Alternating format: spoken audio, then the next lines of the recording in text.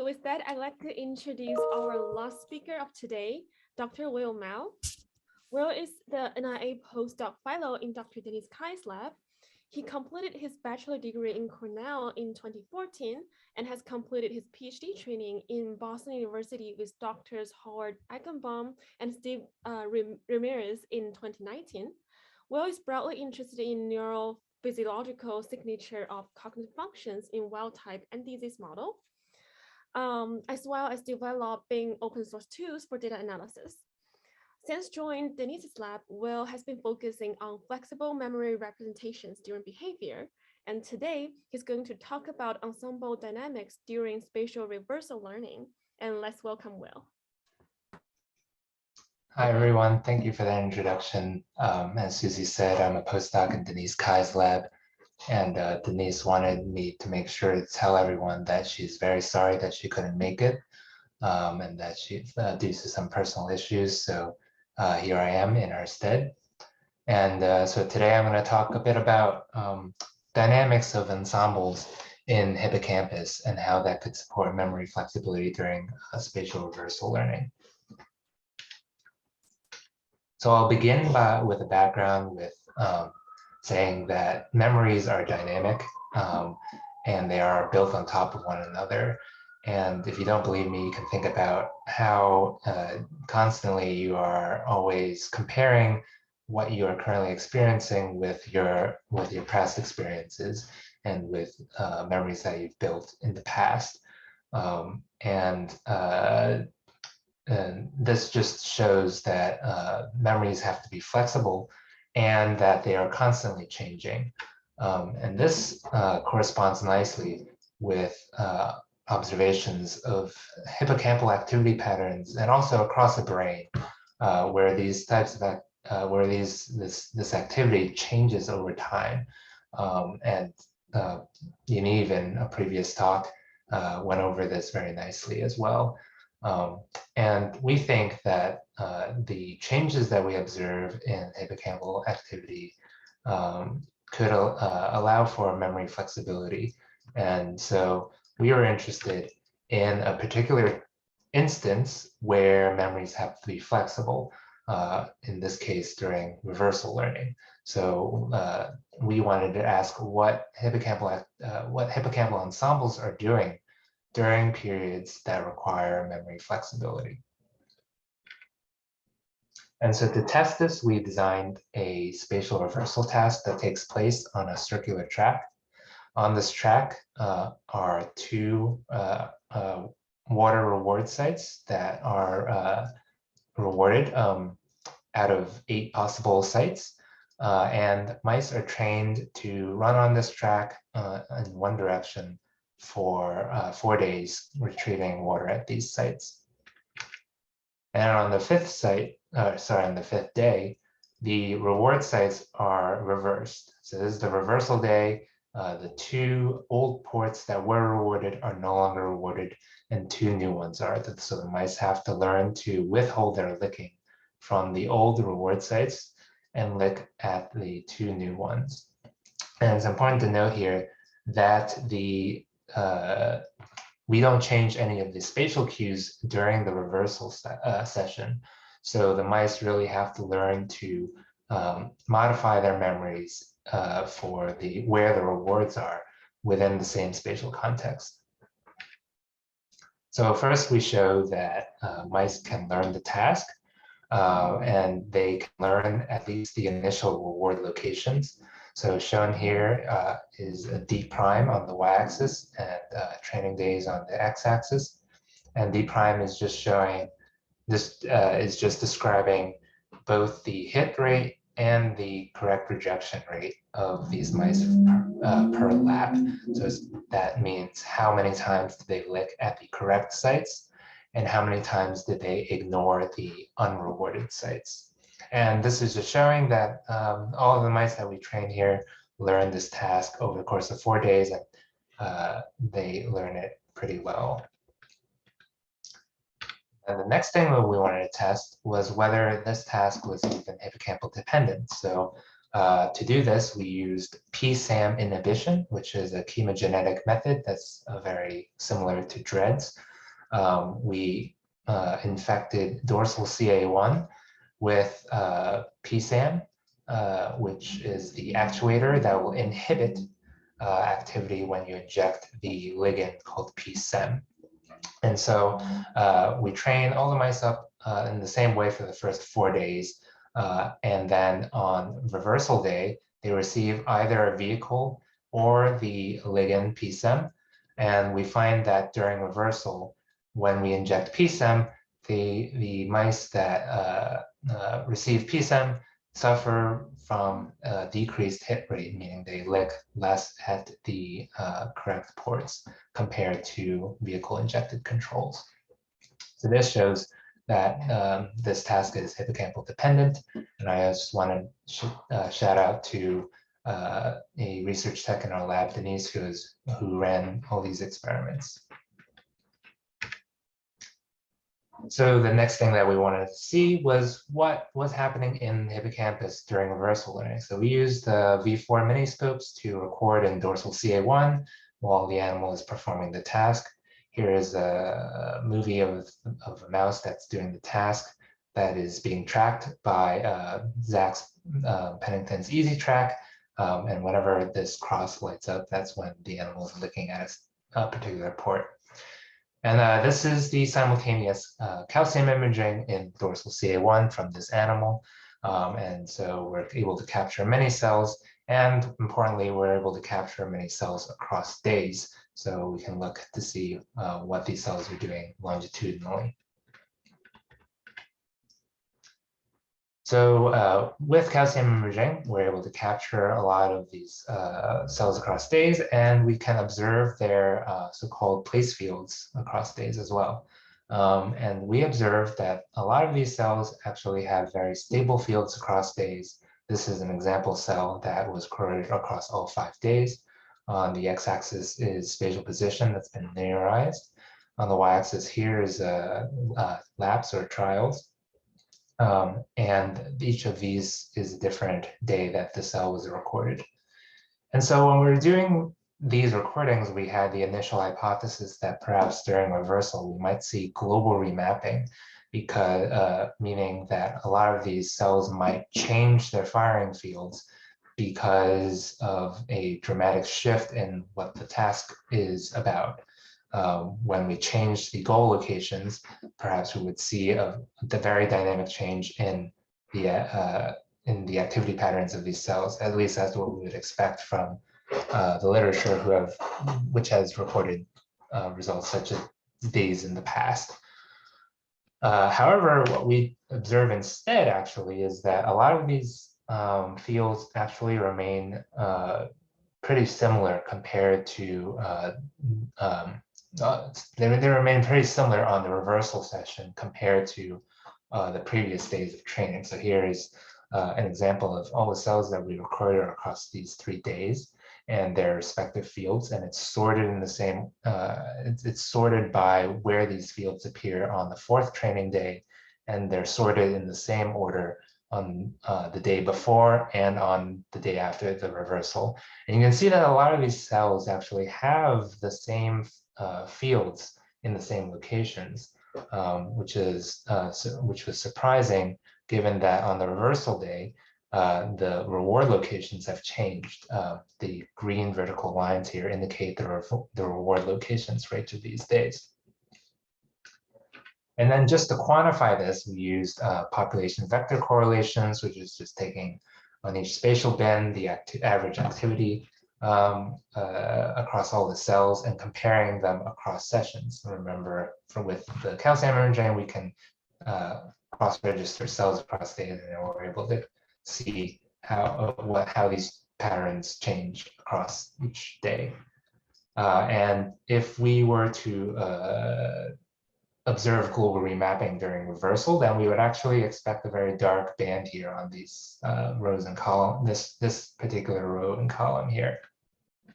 But instead, we don't see that. And actually, when we compare adjacent days, we don't see any significant decrease in the correlations from reversal to the previous day as as you would see from comparing pairs of sessions that were within the training phase. So we would expect to see lower correlations in the second box plot here, but instead we don't see any difference. So this is showing that there is no apparent remapping during reversal, contrary to what we expected.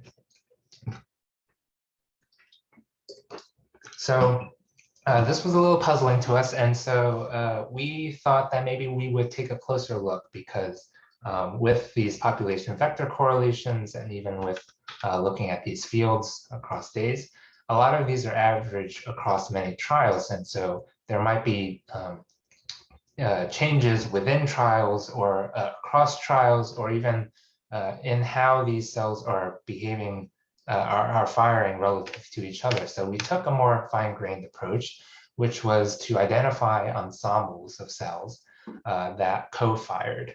And to do this, we took inspiration from this algorithm that was published by Vitor Lopes dos Santos in 2013, where they used a combination of ICA and PCA to look for statistically significant neuronal ensembles, cells that would co-fire during the session. And so when we apply this to our data during the reversal session, this is the type of data that we get. So this red trace is the strength of that ensemble across the entire session. So where there are peaks, it means this particular ensemble is highly active. And we also get the identity of the neurons that belong to this ensemble or contribute highly to this ensemble. So shown in the raster here are neurons that have been sorted such that the neurons that contribute most highly to this ensemble are at the top. So you can see wherever there are red peaks, you see also a lot of these dark columns here of cells that are co-firing. And interestingly, when we look at our reversal session, we observe a lot of these ensembles look something like this. And we call these fading ensembles, where the strength of this ensemble of this ensemble's activity patterns decreases significantly over the course of the reversal session. So you can see in each of these examples, this red trace is gradually decreasing over time. And you can also see in the top here that a lot of these neurons that are initially co-firing are no longer co-firing towards the end of the session. So we think that this could be related to learning-related plasticity as the mice are learning where the new goal locations are. And so with this data, we would expect that perhaps during the last training session, we wouldn't observe very many of these fading ensembles, and during reversal that we would observe more. And this is what we see consistently across the majority of our mice. During the reversal session, a larger proportion of the ensembles that we detect were classified to be fading. And this is correlated with the reversal performance.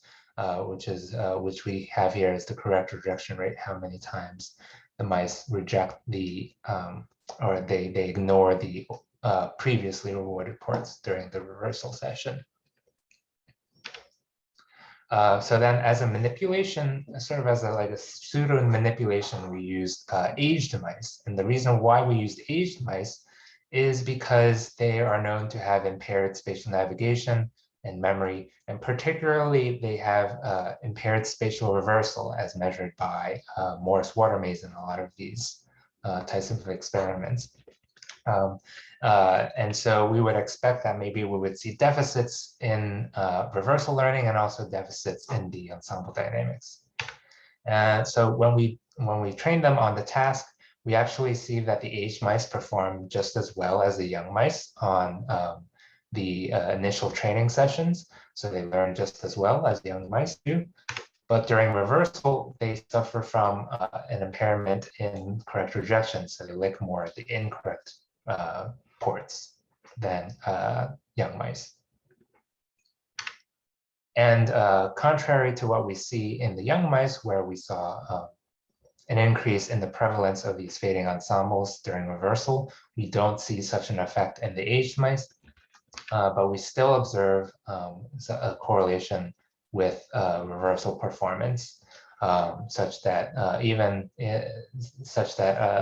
there are a few mice that do show a little bit of these fading ensembles, and they do a little better than the ones that don't. So then, to conclude, we showed that the hippocampus is required for our spatial reversal task, and surprisingly, there is no apparent spatial remapping during reversal, which contrary to what we would expect from existing literature. But instead, what we see are the increased prevalence of these what we call fading ensembles, which might be reflecting learning-related plasticity that correlates with reversal performance. And this is seen predominantly in the young mice and almost not at all in the aged mice. And so with that, I love to thank Denise Cai and Tristan Shuman for all their mentorship.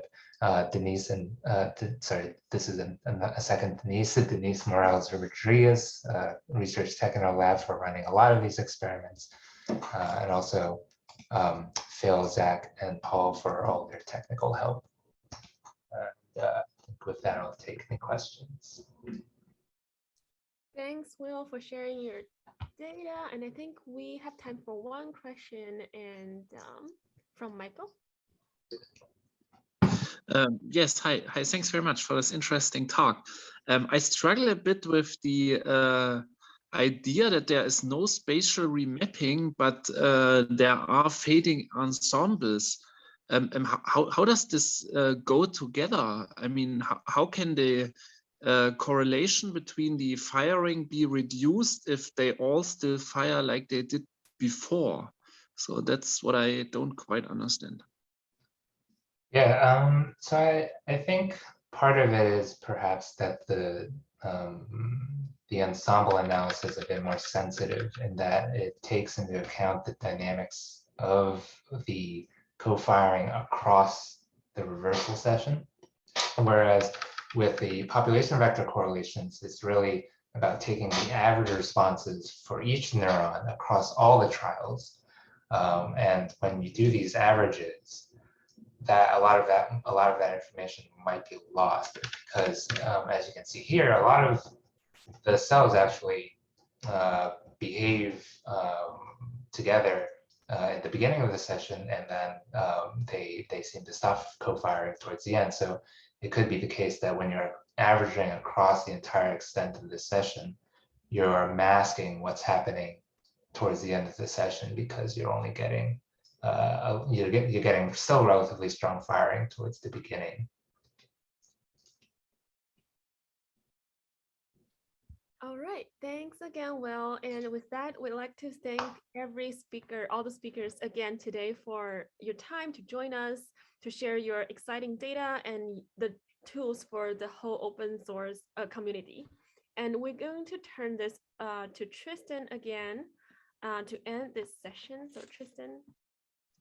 Yeah, I want to thank, first I want to thank Zach and Susie for running the session. You guys did a fantastic job. And I want to thank our 6 wonderful speakers. I think there was really amazing look at the technology that's being developed by different labs all coming together. And I think it's great that we can all come together and have this this forum to share each person's developments and each lab's developments. I think it's really cool. So right now we're going to go on to a lunch break and breakout rooms. So for the next 50 minutes, we're going to have no more content, but we're going to have the people available in the breakout rooms. So you should see on my screen, we've condensed it down to 6 breakout rooms. 3 of them are more Miniscope kind of technique and design related. 2 of them are going to be for the speakers. So if you have questions for those speakers and you want to hear about the developments that they're doing and ask them some follow-ups, go to those breakout rooms. We're going to reconvene here at 2 p.m. Eastern time, and we're going to for the data analysis lecture. So I will see you all at 2 p.m. and have fun in the breakout room.